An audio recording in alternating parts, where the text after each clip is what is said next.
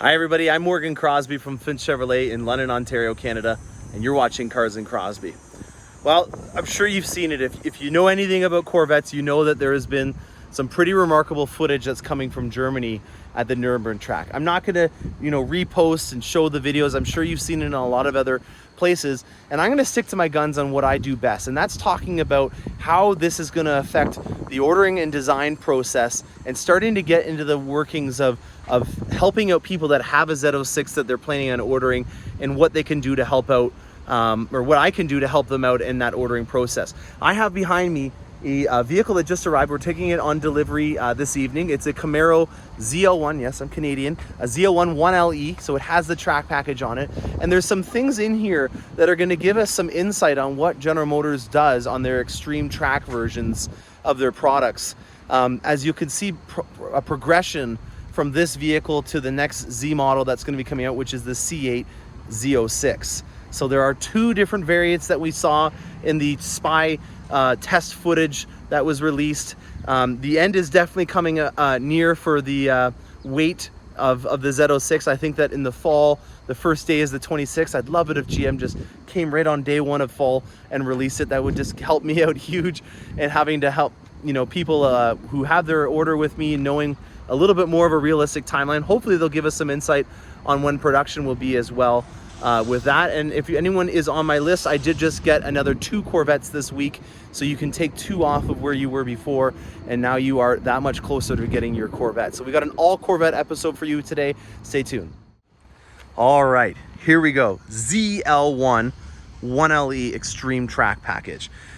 This created a lot of news when it came out and it went on to the Nuremberg track. I believe it was in the small 7s for its lap time. And this lap is like 13.5 miles long. There's 3 cities that are inside, or I guess towns that are inside of the Nürburgring. That's how big this is. They call it the Green Hell because it really does a good job at pushing and seeing where it hurts on a model. And manufacturers get a very good idea of what their vehicle is going to be like in the real world when people like you take out the vehicle, because it's not a formal racetrack. It's got a little bit of everything. It's got off-camber turns. It's got 4-mile long straightaway in it. It's got everything you can imagine, and it's also the gold standard in terms of being able to test on the same platform or same track what vehicles are capable over a longer period of time. When it's a 2-mile long circuit and we're talking about 3/100ths of a better lap time than another model, that's really hard to conceptualize. But when you have 13,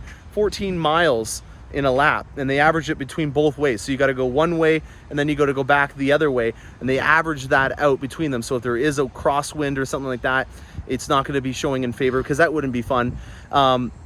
And this sucker right over here, it made a lot of news when it went onto the track, and it's nice to have it here as a reference for some stuff. So for example, just some things that came off the news that I really liked about it is the flow tie. So this Chevy bow tie on here is actually hollow, so that they can improve the airflow to it. It also has a dynamic spool valve suspension, which is a suspension that we purchased off of an engineering firm in Canada, in Markham, Ontario. Multimatic is the name of the company. Canadian touch to this. They developed the Ford GT, or they didn't develop it, they're assembling the Ford GT for Ford. So Ford's Halo car is made by the same company that generated or engineered the suspension, and also the suspensions for the Formula One racing team Red Bull. So they know what they're doing. And this vehicle here had a mode in it that I featured in my channel for the C8 when it came out, which is called Flying Car Mode, which I think is really a cool, catchy feature that kind of gives you an idea of what this thing is made of. This suspension on here with the mag ride has the ability to notice that it's in the air and to make sure that the wheel speed is matched up to its airspeed. I guess you would call it its airspeed, so that when it hits the ground, it's constantly accelerating and there's no lull and a moment where the weight of the suspension is in the wrong place. So Flying Car Mode originated on this specific model. It is the best of the best of what we had in, I believe, 2018 this model came out. So from the SPY footage, I just want to give out a shout out to Cars, Cost and Technology. I really think that he did a great job at giving you guys some insight on what to expect on this model. And I'm gonna use his knowledge that he showed me in the spy photos or the test photos that he purchased from a gentleman in Germany, and kind of give you a face to the name on some of them, and then also use my C8 to kind of give you a visual aid so that you can see some of the stuff as well. So the first thing we'll do is we'll just start at the front and we'll work our way back. And on the Z07 version, there were canards. Now this is a canard. A canard is used to move air to help the vehicle out, whether it be to lower the amount of disturbance that goes around the vehicle, or to force it into a brake cooling duct. And then there's also intercoolers in here for the LT4 supercharged V8 engine that's inside of this. So canards are a really cool thing that we have never seen on a Corvette. We've had winglets before, like these ones right here, but nothing that aggressive. Now, on the topic of that, I'm just going to quickly go to the back here, because in one of the photos, they wrapped the vehicle, but they didn't wrap the underside, and you could see exposed carbon fiber. So I can pretty much assume that the front is going to be made out of carbon fibre. This might be in carbon flash metallic. I don't know if they normally keep those because they're very fragile, but I can guarantee you that the back wing is in exposed carbon fiber. Now, on that topic, here's the first piece of insight for all you Z06 owners out there, or for people that want to turn their Corvette into a more aggressive looking Corvette. The Z07 high wing, I'm going to call it the high wing for now until we know the official name. It's a 2-post wing. This over here, and most of the wings that you will see on a Stingray, are a 4-post system. So I'm not going to get into the debate over if you should ever take a base model and put options and badging on it to make it look like a fully loaded model. That's a battle I'm not wanting to get into. I think that there's a way of tastefully upgrading a vehicle. For example, I put the Grand Sport Z06 grille on my 2017 Z51 just because I liked the grille a lot better. So I think that that was a tasteful upgrade. Am I saying that you should go out and buy everything from the Z07 package to make your Stingray look like that? That's on you. I'm not going to get into that fight. But I want to give you guys some insight. And the first piece that I can tell you is that you will have to either get some Bondo and paint to cover up these two side holes, because, and we don't even know, actually, even just thinking live here, we don't even know if these holes are going to line up for the two holes that are on the high wing. So the Z07 comes with a 2-post system, and then the Z06 comes with a similar system that we had on the C7, Z06, and Z07, where you had this nice Z51 style wing, and then you had nice winglets that came on the sides like this. This kind of replicates it, but it doesn't have an open area in it. And then you had this open area in the back here for a wicker bill. So the base Z06 wing looks to me like it is gonna have the same kind of wing that was on the Stage 3 Aero package, or the Z07 package of the C7 Corvette. So in terms of Aero packages, there is a lot more to go with. And it looks to me like they're going to offer it in carbon fiber, which is going to be a win for a lot of people. And I'm sure that there'll be companies like ACS Composites that will come out with carbon flash metallic versions. Now, on that topic, we have here a set of rocker panels. Now, none of the Z06s that were on the test track had any rocker panel. And I find that interesting because they had a ground effects, the 5VM package, on the Stingray, but they didn't have anything on that. And I'm wondering if it was because there was some development issues. I couldn't tell you, but that's something that is a conundrum and a mystery to me on why, like my model right now, I don't have any side skirts on there. You know, just from an engineering kind of racing perspective, Williams racing team, I think, or you know, actually I think it was Lotus. Lotus developed these ground effects systems, and they really do a good job at keeping the air underneath the vehicle. And I like them because they keep a lot of the rocks and stuff that come and fling up off the side of the Corvette or the Camaro in this example. Interesting to see what happens with that. If you guys are interested in learning more about that and are also getting the side rockers, I promise you they're coming. They are coming. I am going to order a bulk amount that'll be here hopefully very soon. And when I do, you will all know about that. Also, on a side note, I have 2 Corvettes that I just got. So if you are on my list, you can take yourself 2 down and you're that much closer to getting your Corvette. Sorry for not telling that earlier in the video like I should. It's Thursday and that's when they normally tell us all this stuff. So I wanted to make sure I get that across. So in terms of Aero, Lots of aggressive things to talk about on the Z07, and it looks like it's a nice conservative amount of aero even on the Z06 base one. Next thing we're going to talk about is the tires. The tires are the same kind of setup that I have on my Corvette, where it's a 20-inch in the front and a 21 in the back. And I have a feeling that has to do with the fact that there are some massive brakes that are on this new one. I think that they're at least 16, 17 inches. The ones that are on the current Stingray are 13.5 inches, 13.4 inches in diameter.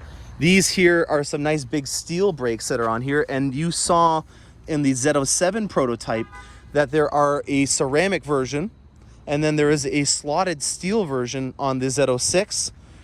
And on the Z07, you also saw a very light material that looks a lot like carbon fiber or magnesium on the actual wheel. So a carbon fiber wheel is something that is very fragile to heat. And you'll notice in some of these spy photos that the inside barrel is actually in a white porcelain, which would give me the feel that they are doing a carbon fiber wheel option for the Z07.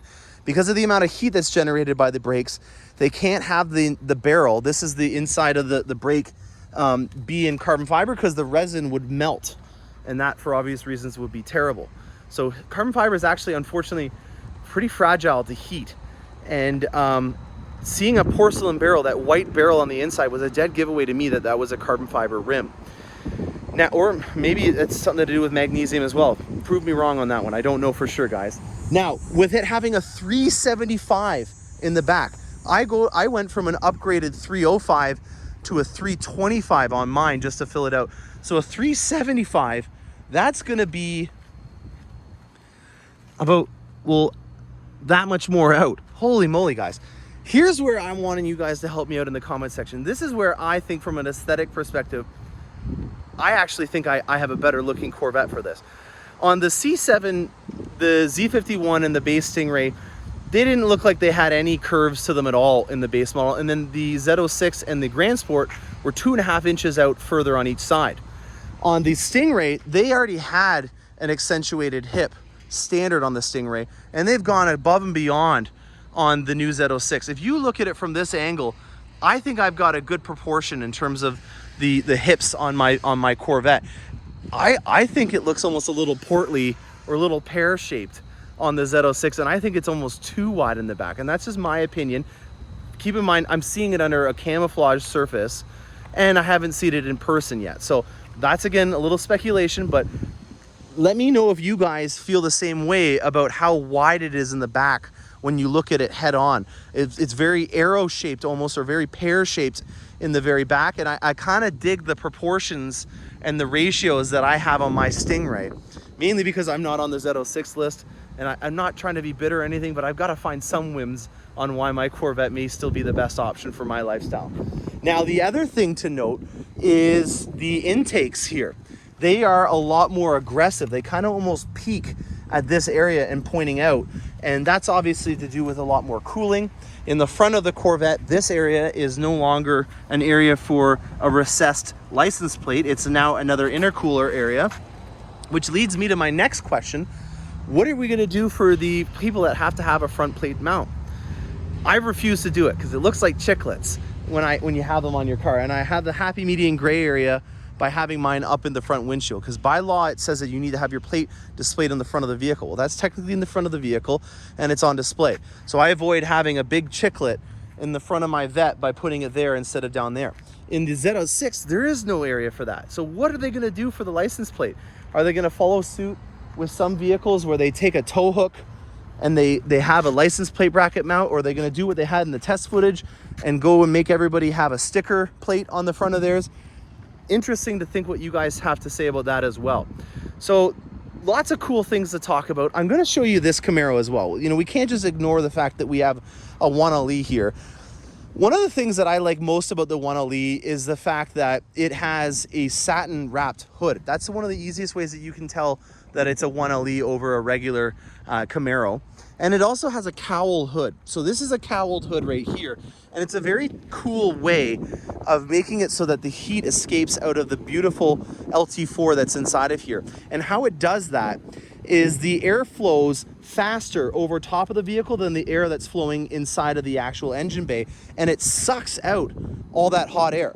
It's very similar to the louvers that were on the C7 Corvette, but I just think that they did a way better job with all that exposed carbon fiber. And it's also very similar to how these vents right here, which are also on the Z06, take and manage that heat. The air that's moving fast over here sucks out the low flowing air that's in the inside, or the low,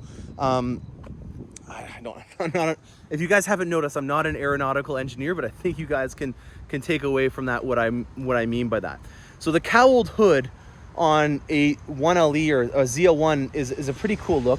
And another nice thing, I haven't been in a manual transmission LT4 in so long. I went down memory lane when I brought it over here, and one of the cool things that I always do when I get an LT4 is I check out who made it and thank them.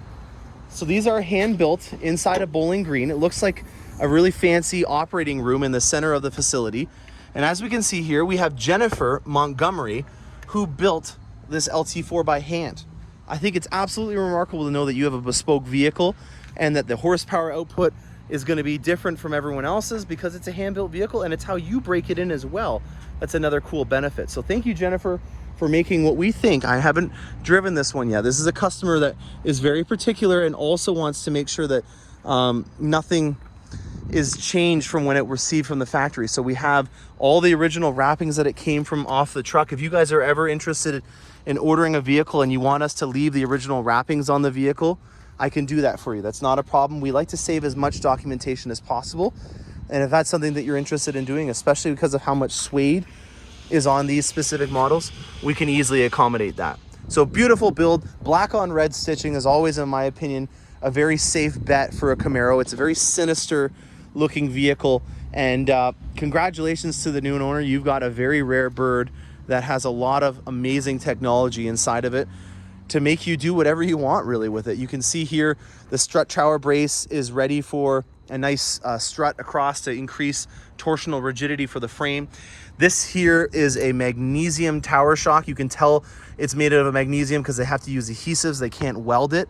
And this here is the high strength steel from the Alpha platform that makes this Camaro. And that to me is a really cool area to show you how high strength steel is really changing how a lot of vehicles, this is actually going back. This is already starting to get a little outdated. We're doing more composite technology, but to think this small thing here is what's reinforcing the vehicle compared to back in the day where you would take a huge hunk and chunk of metal and use that to reinforce the vehicle. They're working smarter, not harder, and using stronger and stronger materials means that you can use smaller and smaller amounts, which therefore reduce mass and also increase the area so that you can put a 6.2 liter V8 with an Eaton supercharger on top inside the vehicle. So very, very cool build. I like it a lot. Also on a side note, you can't get a sunroof on a 1LE. So if you are looking at having one of these bad boys with a sunroof, you got to make sure that you get the non-1LE version. I hope you guys liked that video. Again, there's so much stuff out there right now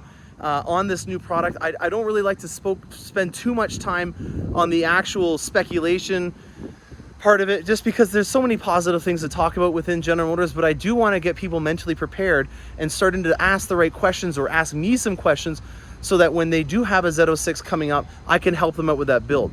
I hope you guys enjoyed this episode and stay tuned for more awesome content. I'm Morgan Crosbie, and happy motoring.